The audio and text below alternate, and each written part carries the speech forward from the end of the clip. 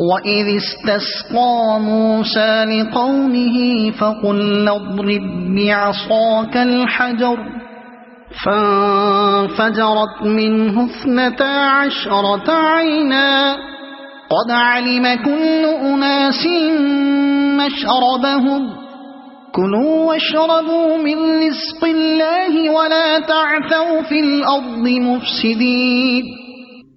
یاد کرو جب موسیٰ نے اپنی قوم کے لیے پانی کی دعا کی تو ہم نے کہا کہ فلاں چٹان پر اپنا عصا مارو، چنانچہ اس سے 12 چشمے پھوٹ نکلے، اور ہر قبیلے نے جان لیا کہ کون سی جگہ اس کے پانی لینے کی ہے۔ اس وقت یہ ہدایت کر دی گئی تھی کہ اللہ کا دیا ہوا رزق کھاؤ پیو اور زمین میں فساد نہ پھیلاتے پھرو، چنانچہ اس سے 12 چشمے پھوٹ نکلے۔ وہ چٹان اب تک جزیرہ نما سینا میں موجود ہے، سیاح اسے جا کر دیکھتے ہیں اور چشموں کے شگاف اس میں اب بھی پائے جاتے ہیں۔ 12 چشموں میں یہ مصلحت تھی کہ بنی اسرائیل کے قبیلے بھی 12 ہی تھے، خدا نے ہر ایک قبیلے کے لیے الگ چشمہ نکال دیا تاکہ ان کے درمیان پانی پر جھگڑا نہ ہو۔ وَإِذْ قُلْتُمْ يَا مُوسَىٰ لَن نَّصْبِرَ عَلَىٰ طَعَامٍ وَاحِدٍ فَادْعُ لَنَا رَبَّكَ يُخْرِجْ لَنَا مِمَّا تُنبِتُ الْأَرْضُ مِن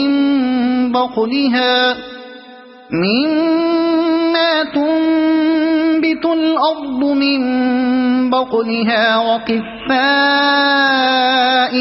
وَفُومِهَا وَعَدَسِهَا وَبَصَلِهَا قَالَ أَتَسْتَبْدِلُونَ الَّذِي هُوَ أَدْنَىٰ بِالَّذِي هُوَ خَيْرٌ۔ یاد کرو جب تم نے کہا تھا کہ اے موسیٰ ہم ایک ہی طرح کے کھانے پر صبر نہیں کر سکتے، اپنے رب سے دعا کرو کہ ہمارے لیے زمین کی پیداوار، ساگ، ترکاری، کھیرا، ککڑی، گیہوں، لہسن، پیاز، دال وغیرہ پیدا کرے۔ تو موسیٰ نے کہا کیا ایک بہتر چیز کی بجائے تم ادنا درجے کی چیزیں لینا چاہتے ہو؟ یہ مطلب نہیں ہے کہ من و سلوہ چھوڑ کر جو بے مشقت مل رہا ہے وہ چیزیں مانگ رہے ہو جن کے لیے کھیتی باڑی کرنی پڑے گی، بلکہ مطلب یہ ہے کہ جس بڑے مقصد کے لیے یہ صحرا نوردی تم سے کرائی جا رہی ہے اس کے مقابلے میں کیا تم کو کام و دہن کی لذت اتنی مرغوب ہے کہ اس مقصد کو چھوڑنے کے لیے تیار ہو اور ان چیزوں سے محرومی کچھ مدت کے لیے بھی برداشت نہیں کر سکتے؟ اهبطوا مصرا فإن لكم ما سألتم وضربت عليهم الذلة والمسكنة وباءوا بغضب من الله۔ کسی شہری آبادی میں جا رہو، جو کچھ تم مانگتے ہو وہاں مل جائے گا۔ آخر کار نوبت یہاں تک پہنچی کہ ذلت و خواری اور پستی اور بدحالی ان پر مسلط ہو گئی اور وہ اللہ کے غضب میں گر گئے۔ ذلك بأنهم كانوا يكفرون بآيات الله ويقتلون النبيين بغير الحق ذلك بما عصوا وكانوا يعتدون۔ یہ نتیجہ تھا اس کا کہ وہ اللہ کی آیات سے کفر کرنے لگے اور پیغمبروں کو ناحق قتل کرنے لگے۔ یہ نتیجہ تھا ان کی نافرمانیوں کا اور اس بات کا کہ وہ حدود شرع سے نکل جاتے تھے۔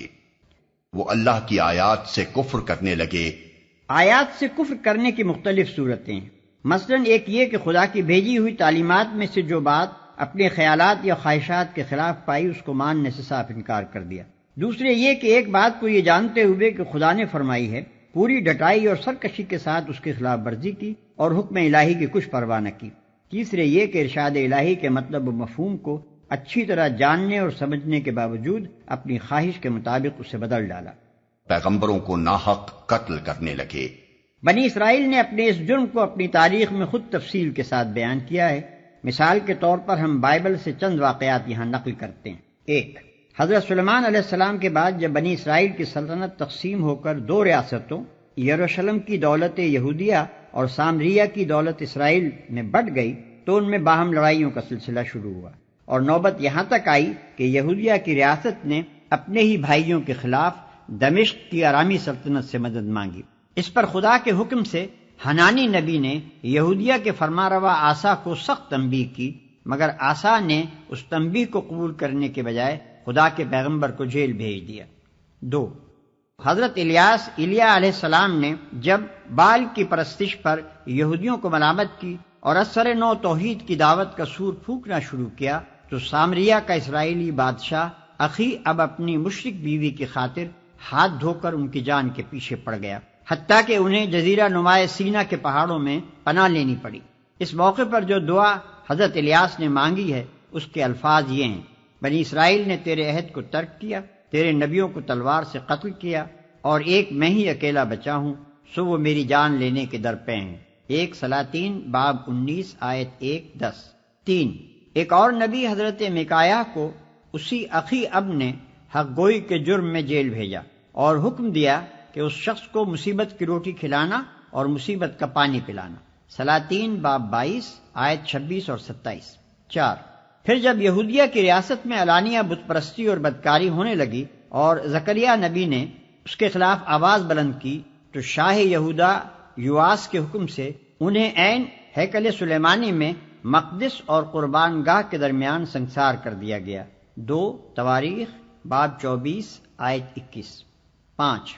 اس کے بعد جب سامریہ کی اسرائیلی ریاست آشوریوں کے ہاتھوں ختم ہو چکی اور یروشلم کی یہودی ریاست کے سر پر تباہی کا طوفان تلا کھڑا تھا تو یرمیاہ نبی اپنی قوم کے زوال پر ماتم کرنے اٹھے اور کوچے کوچے انہوں نے پکارنا شروع کیا کہ سنبھل جاؤ ورنہ تمہارا انجام سامریہ سے بھی بدتر ہوگا۔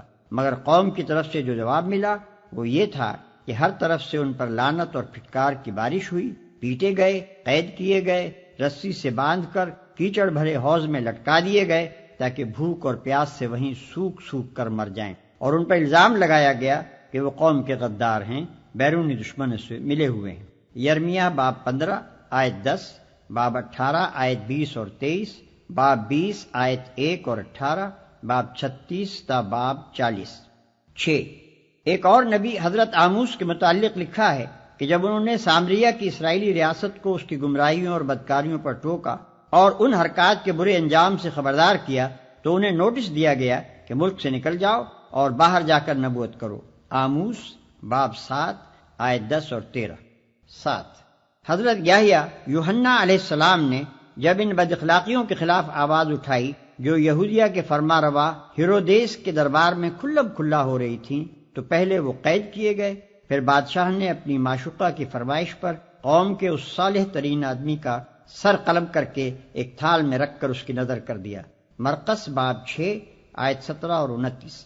8. آخر میں حضرت عیسیٰ علیہ السلام پر بنی اسرائیل کے علماء اور سرداران قوم کا غصہ بھڑکا کیونکہ وہ انہیں ان کے گناہوں اور ان کی ریاکاریوں پر ٹوکتے تھے اور ایمان و راستی کی تلقین کرتے تھے۔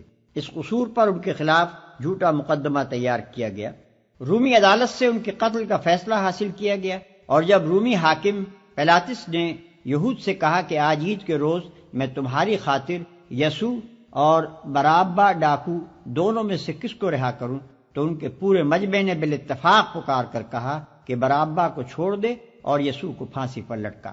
متی باب 27 آیت 20 تا 26۔ یہ ہے اس قوم کی داستان جرائم کا ایک نہایت شرمناک باب جس کی طرف قرآن کی اس آیت میں مختصراً اشارہ کیا گیا ہے۔ اب یہ ظاہر ہے کہ جس قوم نے اپنے فساق و فجار کو سرداری و سربراہ کاری کے لیے اور اپنے صلحاء و ابرار کو جیل اور دار کے لیے پسند کیا ہو، اللہ تعالیٰ اس کو اپنی لعنت کے لیے پسند نہ کرتا تو آخر اور کیا کرتا۔